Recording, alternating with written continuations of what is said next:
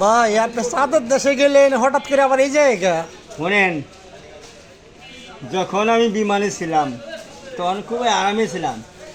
হঠাৎ করে বিমান কি মনে করে যে আমায় দিয়ে নামাই দিল, দেখলাম এটা ফার্নিচারের দোকান। হ্যাঁ, তা আপনারা যা কিছু বানান, খাট বানান, ফার্নিচার বানান, ও ওয়াল সুরকেস বানান, সুপার সিট বানান, যাই কিছু বানান না কেন, হ্যাঁ, আপনারা অর্ডার দিয়ে টাকাটা আমাকে দিয়ে যান, মালটা ওই দোকানদার কাছে বুঝে নিয়ে যান। দোকান কি আপনার নাকি আপনার কাছে টাকা দিয়ে যাবো?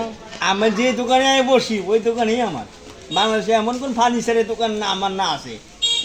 হ্যাঁ, সব দোকান আমারই। আমি খালি অর্ডার কাটি। হ্যাঁ, ওদেরকে আমাকে টাকা জমা দিবেন, হ্যাঁ, ওদের কাছে মাল নেবেন। বুঝছি বুঝছি, চাঁদের হ্যাঁ। দেশে যাওয়া হবে না আর? তাদের দেশে শুনেন বর্তমানে আকাশের পরিস্থিতি ভয়াবহ। এই মুহূর্তে তাদের দেশে যাইতেছি না।